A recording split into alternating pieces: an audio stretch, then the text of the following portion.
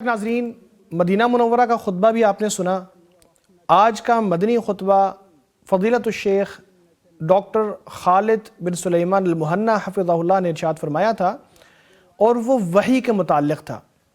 یہ وحی جو اللہ تبارک و تعالی نے نازل کی ہے، جس میں نبی پاک صلی اللہ علیہ وسلم کے اوپر قرآن کریم نازل ہوا ہے، یہ بہت بڑی مہربانی ہے اللہ تبارک و تعالی کی کہ اس نے اس امت کو اس وحی سے مختص کیا۔ اسی وحی کے ذریعے تو اللہ تبارک و تعالی نے اس نور کو نازل کیا ہے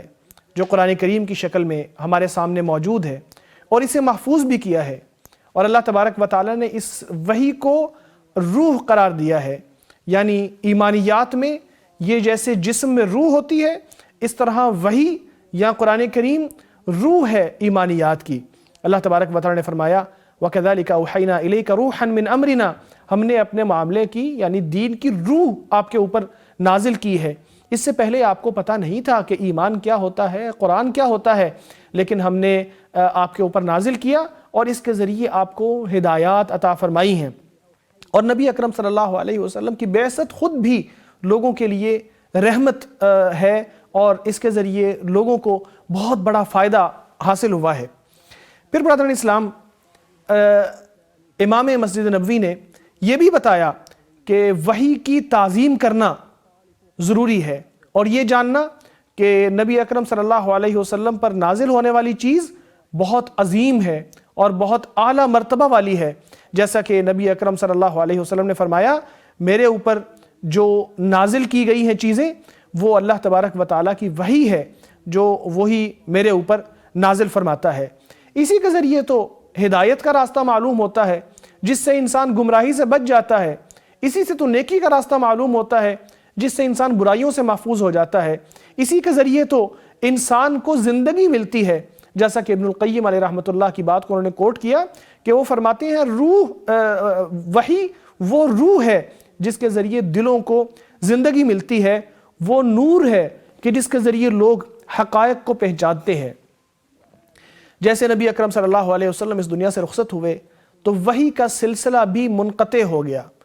پہلے لوگ نبی اکرم صلی اللہ علیہ وسلم کے اوپر وحی نازل ہونے سے مانوس ہو چکے تھے، اور آپ صلی اللہ علیہ وسلم خود بھی اس سے مانوس ہو چکے تھے۔ آپ صلی اللہ علیہ وسلم نے ایک مرتبہ جبریل علیہ السلام سے یہ فرمایا کہ آپ ہمارے پاس آتے تو ہیں، لیکن کیا آپ اس سے زیادہ مرتبہ نہیں آ سکتے جتنی مرتبہ آپ ہمارے پاس آتے ہیں؟ تو اللہ تبارک و تعالیٰ نے پھر قرآن کریم میں بھی یہ آیات نازل فرما دی کہ وَمَا نَتَنَزَّلُ إِلَّا بِأَمْرِ رَبِّكَ، ہم جب بھی نازل ہوتے ہیں اپنے رب کے حکم سے ہی نازل ہوتے ہیں۔ تو اللہ تبارک و تعالیٰ کے حکم سے ہی یہ وحی نازل ہوتی تھی، اور جب آپ صلی اللہ علیہ وسلم اس سے مانوس ہو گئے تو صحابہ کرام بھی مانوس ہو گئے، اور ان کو معلوم ہوتا تھا کہ اللہ تبارک و تعالیٰ کی طرف سے آسمان سے خبر نازل ہو جائے گی، حقیقت کھل جائے گی۔ لیکن جب آپ صلی اللہ علیہ وسلم رخصت ہو گئے تو ام ایمن رضی اللہ تعالیٰ عنہ کا واقعہ انہوں نے بیان کیا کہ دو صحابہ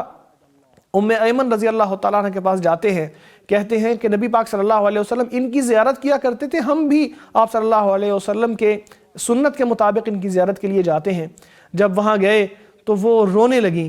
تو انہوں نے کہا کیوں روتی ہیں؟ آپ کو پتہ تو ہے کہ نبی پاک صلی اللہ علیہ وسلم کے لیے اللہ کے پاس جو کچھ ہے وہ آپ کے لیے بہت بہتر ہے، اس دنیا سے بہت اچھا ہے۔ تو انہوں نے فرمایا کہ مجھے معلوم ہے کہ آپ صلی اللہ علیہ وسلم کو تو بہت اچھی جگہ پہ ہیں، اور ان کے لیے تو بہت بہتر چیز ہے جو اللہ تبارک و تعالی نے تیار کر رکھی ہے، لیکن میں تو اس بات پہ روتی ہوں کہ وحی منقطع ہو گئی ہے۔ اب اللہ کی طرف سے جو جبریل علیہ السلام آپ صلی اللہ علیہ وسلم پر نازل ہوتے تھے وہ اب نازل نہیں ہوا کریں گے۔ اس بات کو لے کے دونوں صحابہ جو ان کی زیارت کے لیے گئے تھے وہ بھی ساتھ ہی رونے لگی۔ پھر ہمیں یہ یاد رکھنا چاہیے کہ یہ وحی جو ہے اس کے اندر دو چیزیں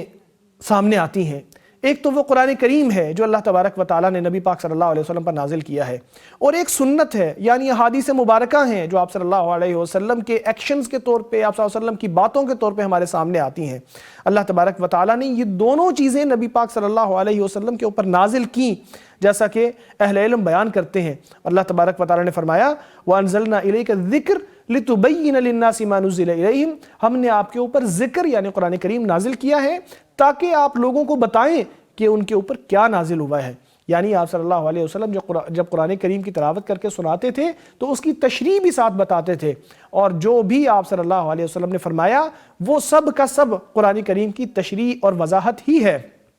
اسی لیے آپ صلی اللہ علیہ وسلم نے مزید وضاحت کے ساتھ فرمایا، دیکھو مجھے قرآن دیا گیا ہے اور اس کے ساتھ والی چیز یا اس جیسی چیز اس کے ساتھ دی گئی ہے۔ اہل علم بیان کرتے ہیں کہ یقینی طور پر اس میں کوئی شک ہی نہیں ہے کہ وَمِثْلَهُ مَعَهُ اس جیسی چیز سے مراد نبی اکرم صلی اللہ علیہ وسلم کی حدیث ہے۔ پھر اللہ تبارک و تعالیٰ نے اس وحی کی حفاظت کی ذمہ داری بھی خود لے رکھی ہے، فرمایا کہ ہم ہی نے اِنَّا نَحْنُ نَزَّلْنَا الذِّكْرَ وَإِنَّا لَهُ لَحَافِظُونَ، ہم نے قرآن کریم کو نازل کیا ہے اور ہم اس کی حفاظت کرنے والے ہیں۔ اہل علم بیان کرتے ہیں کہ اس آیت میں جو ذکر کا لفظ آیا ہے اس سے مراد ویسے تو قرآن کریم ہے، لیکن اس میں احادیث مبارکہ بھی شامل ہیں، کیونکہ احادیث مبارکہ کی حفاظت کے بغیر قرآن کریم کی مکمل حفاظت ہو ہی نہیں سکتی، اور اگر احادیث محفوظ نہ رہے تو قرآن کریم بھی محفوظ نہیں ہے، کیونکہ قرآن کریم کے احکام کو جاننے کے لیے، اس کی تفصیل معلوم کرنے کے لیے ہمیں حدیث کی ضرورت پڑتی ہے، اور اگر احادیث نہ ہو تو قرآن کریم کی حفاظت بھی گویا کہ نہیں ہوئی۔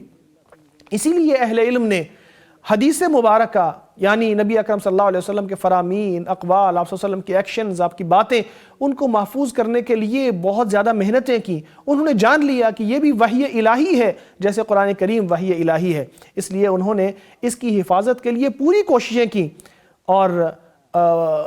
صحابہ کرام رضوان اللہ تعالی علیہم اجمعین، تابعین اور تبع تابعین، ایک وہ سلسلہ ہے، وہ کڑی ہے کہ جس کے ذریعے آپ صلی اللہ علیہ وسلم کی احادیث محفوظ ہوئیں اور ہم تک پہنچیں۔ دیکھیں کتابوں کی کتابیں پڑھی ہیں، جلدوں کی جلدیں ہیں جن کے اندر آپ صلی اللہ علیہ وسلم کی احادیث مبارکہ موجود ہیں، اور جن میں ہر حدیث کے متعلق یہ بھی لکھا ہوا ہے کہ اس کو روایت کرنے والا شخص کون ہے، کس کس نے آپ صلی اللہ علیہ وسلم سے روایت کیا، اور اس کے بعد کس کس نے اس کو سنا اور آگے روایت کیا، ان کے حالات کیا تھے، ان میں سے کون قابل اعتبار تھا، کون قابل اعتبار نہیں تھا۔ یہ ایسا شاندار علم بن گیا اور ایسا بہترین طریقہ بن گیا کہ جس جیسی کوئی اور مثال نہیں ہے، بلکہ یہ امت کی خاصیت بن گئی کہ جس سے معلوم ہوا کہ نبی اکرم صلی اللہ علیہ وسلم پر نازل ہونے والی چیز حق ہے، اور آپ صلی اللہ علیہ وسلم کی احادیث بھی سچ ہیں، اور جس سے اسلام کی درستی اور اس کا حق ہونا بھی ثابت ہوتا ہے۔ اسی لیے اہل علم بیان کرتے ہیں کہ جس کے پاس نبی اکرم صلی اللہ علیہ وسلم کی سنت اور آپ کی حدیث پہنچ جائے، اس کے لیے ضروری ہے کہ وہ حدیث کی پیروی کرے، جیسا کہ امام شافعی علیہ رحمۃ اللہ بیان کرتے ہیں کہ جب آپ کو نبی اکرم صلی اللہ علیہ وسلم کی سنت مل جائے تو اس کی پیروی کرو، اور کسی کے کہنے پر یا کسی کے قول کو لے کے آپ سنت کی مخالفت نہ کرو، چاہے وہ کوئی بھی ہو۔ پھر ہمیں چاہیے کہ ہم نبی اکرم صلی اللہ علیہ وسلم کی سنت کی تعظیم بھی کریں، جیسا کہ اللہ تبارک و تعالیٰ نے قرآن کریم میں ارشاد فرمایا ہے مَن یُطِعِ الرَّسُولَ فَقَدْ اطاع اللہ، جو اللہ تبارک و تعالیٰ کی، جو نبی پاک صلی اللہ علیہ وسلم کی اطاعت کر لیتا ہے تو اس نے اللہ تبارک و تعالیٰ کی اطاعت بھی کر لی۔ تو نبی پاک صلی اللہ علیہ وسلم کی اطاعت کرنے والا اللہ کی اطاعت کرنے والا ہے۔ اسی لیے ابن مسعود رضی اللہ تعالیٰ عنہ کی بات بھی انہوں نے کوٹ کی، فرمایا کہ پیروی کرو، چیزیں ایجاد نہ کرو، یعنی عبادتیں ایجاد نہ کرو، کیونکہ اللہ تبارک و تعالیٰ نے ایجاد کرنے سے آپ کو محفوظ کر لیا ہے، یا آپ سے یہ بھار اٹھا لیا ہے، یا بار اٹھا لیا ہے، آپ کو ضرورت نہیں ہے کوئی عبادت ایجاد کرنے کی۔ یہ اللہ تبارک و تعالیٰ نے خود ساری چیزیں ایجاد کر کے آپ کو بتا دی ہیں کہ آپ نے یوں کرنا ہے، جو حکم آپ کو ملے اس کی پیروی کرو۔ اور امام مالک علیہ رحمۃ اللہ کا قول بھی انہوں نے کوٹ کیا کہ اس امت کا آخری حصہ بھی اسی چیز سے درست ہو سکتا ہے جس چیز سے اس کا پہلا حصہ درست ہوا تھا، اللہ تبارک و تعالیٰ کی کتاب سے اور نبی اکرم صلی اللہ علیہ وسلم کی سنت کی پیروی سے۔ پھر انہوں نے یہ بھی ذکر کیا کہ ہمیں سنت اور قرآن کریم، یا قرآن کریم اور سنت، ان دونوں کی پیروی کرنی چاہیے۔ یہی وہ ضمانت ہے کہ ہم جنت میں جائیں گے، اور یہی وہ ضمانت ہے کہ ہم سیدھے راستے پر رہیں گے، یہی ضمانت ہے کہ ہم گمراہی سے محفوظ رہیں گے۔ اللہ تبارک و تعالیٰ نے فرمایا فَإِمَّا يَأْتِيَنَّكُم مِّنِّي هُدًى فَمَنِ اتَّبَعَ هُدَايَ فَلَا يَضِلُّ وَلَا يَشْقَى، جب میری طرف سے آپ کے اوپر کلام نازل ہوگا، میری طرف سے ہدایات آئیں گی، جو اس کی پیروی اختیار کرے گا وہ گمراہ نہیں ہوگا۔ تو ہمیں چاہیے کہ نبی اکرم صلی اللہ علیہ وسلم کی سنت کے اوپر عمل کریں تاکہ اللہ تبارک و تعالی ہم سے راضی ہو اور ہم جنت کی طرف جا سکیں۔ پھر انہوں نے ایک بہت پیاری بات کی کہ کہ ہمیں چاہیے کہ ہم نبی اکرم صلی اللہ علیہ وسلم کی سنت کو پہچانیں اور اس کی قدر کریں، اور ان علماء کے نام بھی یاد رکھیں کہ جنہوں نے ان احادیث کو محفوظ کیا ہے، اور بہت سارے نام بھی انہوں نے اپنے خطبے میں بتائے کہ جیسے امام شافعی علیہ رحمۃ اللہ ہیں، جیسے امام بخاری علیہ رحمۃ اللہ ہیں، جیسے امام ابن المدینی ہیں، اور جیسے دیگر اہل علم ہیں جنہوں نے احادیث کو محفوظ کیا اور ہم تک منتقل کیا۔ پھر آخر میں انہوں نے یہ بھی ارشاد فرمایا کہ اگر وحیین کو یعنی قرآن کو اور سنت کو اپنا لیا جائے تو انسان گمراہی سے بھی بچ سکتا ہے اور برائیوں سے بھی بچ سکتا ہے، دنیا میں بھی بھلی زندگی گزار سکتا ہے اور آخرت میں بھی کامیاب ہو سکتا ہے۔ اور پھر آخر میں بہت ساری دعاؤں کے ساتھ انہوں نے اپنے خطبے کو مکمل کیا۔ اللہ تبارک و تعالیٰ سے دعا ہے کہ وہ ساری دعاؤں کو اپنی بارگاہ میں قبول و منظور فرمائے۔